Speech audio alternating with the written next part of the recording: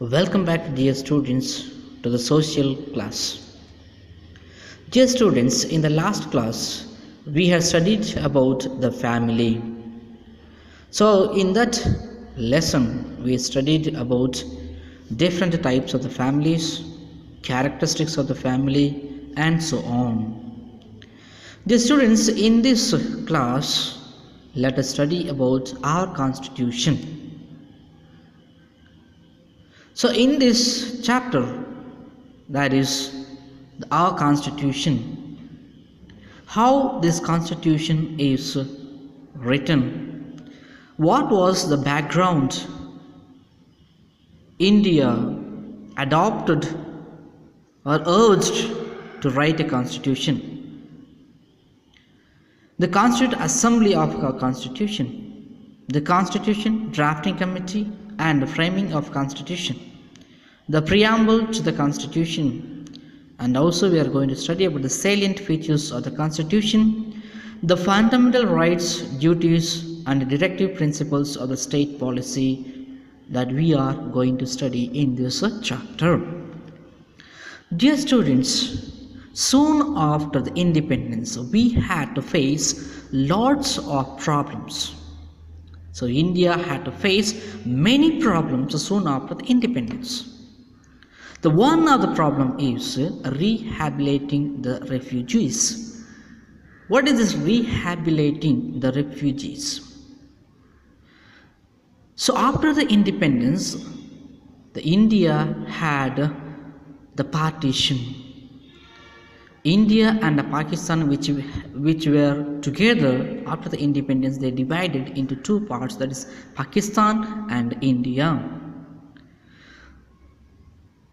So the government or the administration has offered the Indians or the Pakistanis to choose the country whichever the people liked. So they had the right to choose either Pakistan or the India. So people who migrated from Pakistan, they had to look after their needs. The basic needs had to be looked after. That is why this rehabilitating the refugees became the serious issue after the independence of India. The other problem is merging of the princely states. What do you mean by merging of the princely states? So at the time of independence, India was not as like the present day. So India had different parts. The princely states like Mysore state, Hyderabad state, Madras states and so on.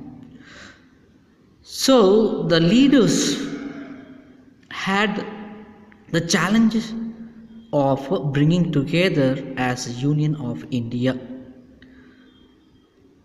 So this was successfully done by the Sardar Vallabhbhai Patel. So he is called as the Iron Man. So he had lots of difficulty in bringing all the princely states as one, as Union India. So that is why we called him as the Iron Man of India. So even the challenges of framing the constitution was a serious issue. So these are some of the problems which existed soon after the independence. So dear students, now let us know about the structure of a constitution, its characteristics, and about the fundamental rights and also the duties mentioned in the constitution. So now let us see about the Indian Constituent Assembly. So, in order to formulate the Indian constitution, we need a group of people. We need assembly.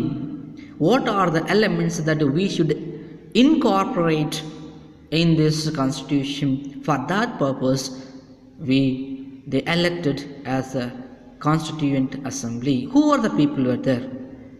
So, dear students, before that, let us study what is this constitution. So, constitution is a set of rules and regulations guiding the administration of a state.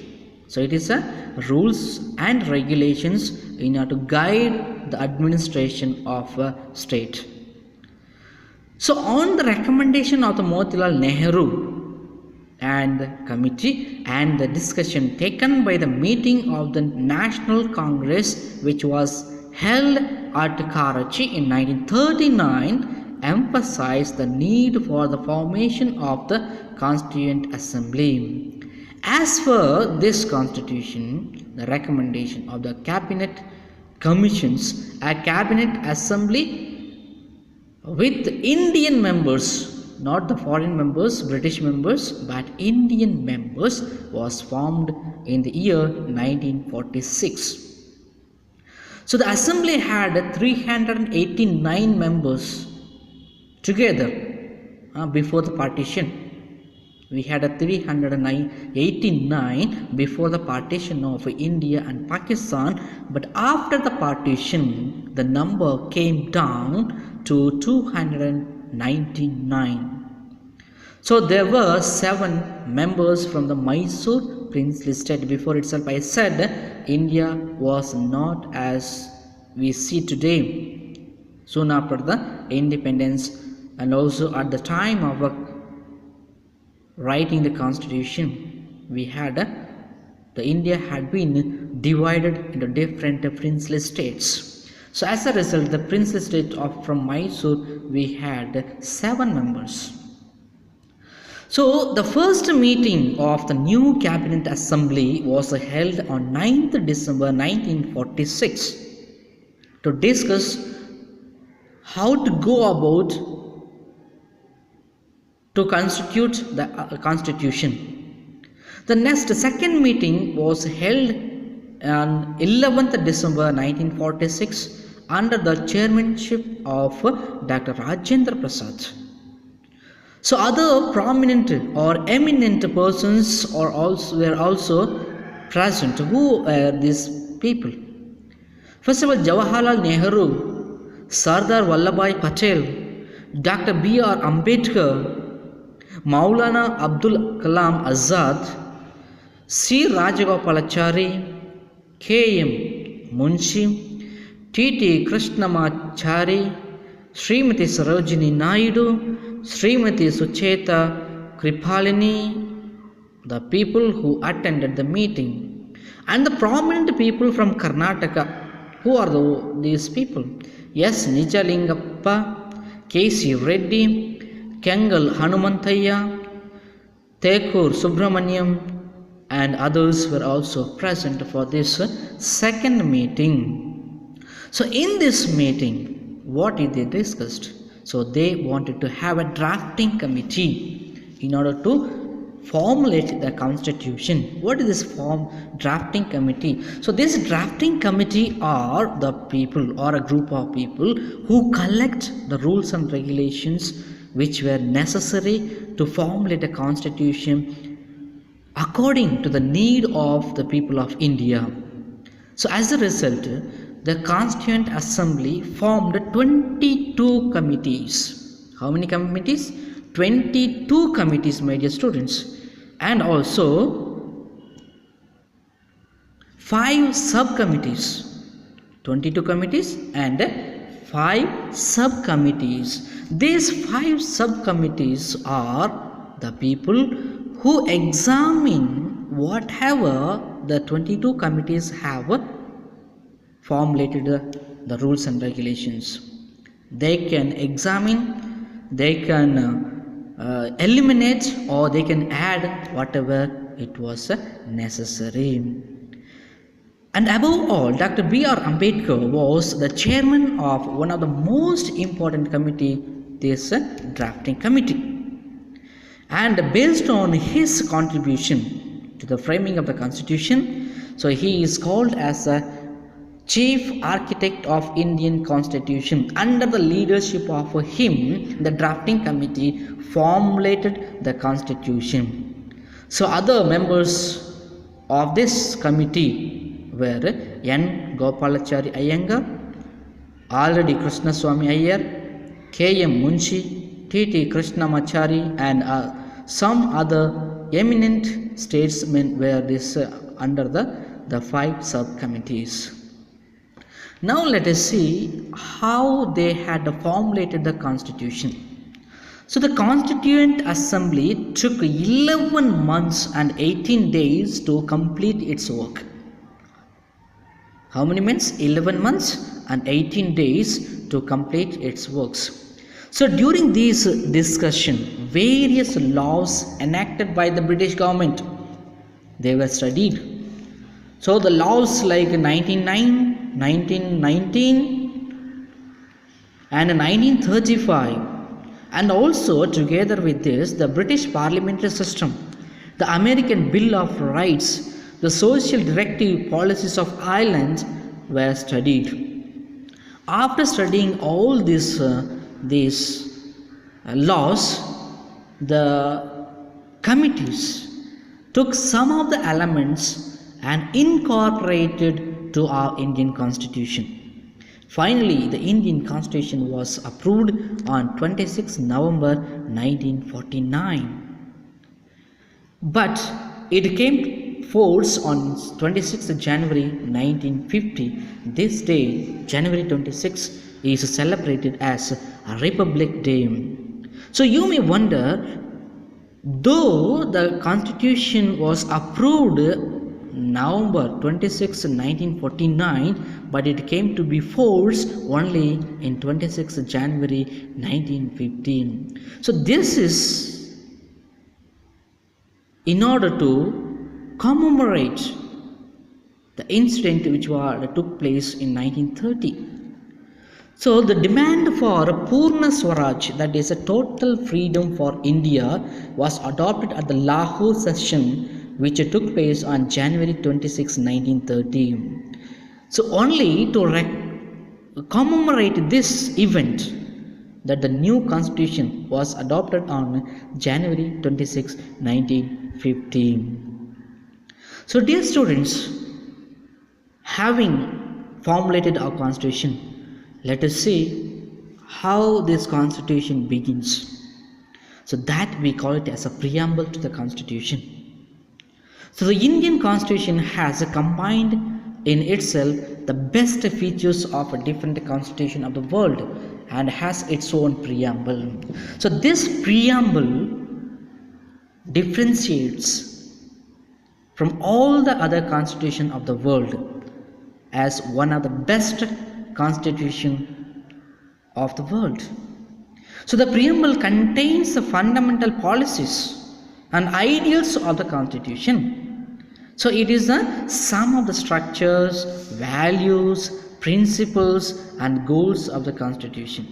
So it is based on the desires and ideals of the people of India. So that is why we call it as a different from other constitutions. So the preamble is a part of the objective resolution put forward by Jawaharlal Nehru on December 13, 1946 and approved by the Constituent Assembly on January 22, 1947. So the preamble is the idea of Jawaharlal Nehru. So he wanted to incorporate this preamble into the constitution, and it was approved and it is added to our constitution. So this resolution upholds the nature of India's sovereign, democratic, republic nature, social, economic and political justice for all people is upheld, which means this preamble gives us a complete safeguard of every person in India. So now let us learn what are the preambles tells us. How does it begin? So the preamble of a constitution is meaningful. So it describes our political system, and this preamble is a key to understand our constitution. We need not to study the entire constitution to understand our constitution, but enough to study the preamble, we will be able to understand our constitution. So it has been described as a jewel of a constitution. K. Munshi has referred it as a political horoscope, which means our constitution covers the entire administration and the rights of the people. So the Indian constitution begins with these words: "We the people of India," which means all of us are together, we are belong to the one nation called India. So the Indian constitution is framed by the Indians. That is why it begins like we the people of India. It strives to fulfill the dreams of Indians. The preambles or the constitution tries to fulfill the dreams of Indians. So let us study about the preambles of our constitution. So we have 4 preambles, sub-headings in the preamble. First one is sovereign. What do you mean by sovereign? So India is a sovereign country and not under the control of any other country in the world. So sovereignty means without external force. So we are independent. So it is not a part of any other country. It is not a part of any bloc. So it has its own foreign policy, non-alignment policy and 5-year plans, by implementing which the country has achieved internal and external autonomy. Autonomy means independence, not with the force of others. So we are not governed by others. So we are governing by ourselves. So that is why we are sovereign. We are not under the rule of any other country. So sovereign. We are independent. The second one is socialist. So this socialist preamble is not added at the time of constituting the constitution, but it is added at the time of 42nd Amendment. So this goal of our constitution is to create a social equality, but at the time of independence we had a lots of inequality among the people under the basis of a caste system, a racial system and a different basis. We had a lots of social inequality. So in order to make equality, the constitution adds this socialist in the preamble and promote welfare for all the people in our country. To enable this, directive principles of the state policy have been incorporated in the constitution through the 42nd Amendment done in 1976. Through this amendment, land reforms and other progressive economic reforms were introduced. The third one is secular. So this also is added during the 42nd Amendment in 1976. The word secular has been incorporated in the Constitution through the 42nd Amendment in 1976. So, which tells us no religion has been given the status of the national religion. So, India is a secular country. Citizens have the liberty or right to practice any religion they desire. So, which means all the religions in India have equal status. So, there is no inequality. There is no national religion in India. So, that is the reason we add this secular in the preamble to our constitution. The last one is a democratic republic. Democratic republic. So securing the happiness of everyone is the responsibility of the government in the democracy. Securing the happiness.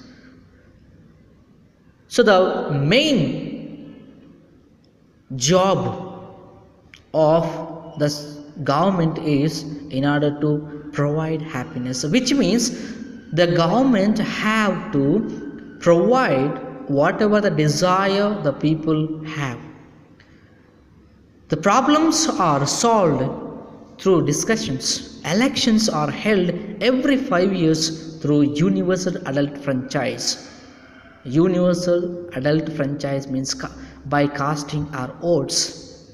The fact that our head of the state is the President of India, who is elected for a period of the 5 years, proves that our country is a republic.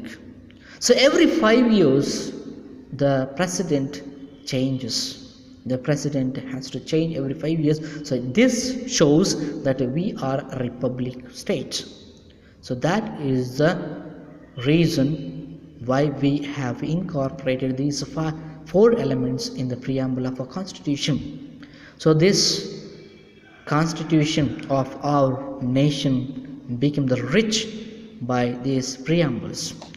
So dear students, let us learn the salient feature of our constitution in the next class. Till then, thank you very much.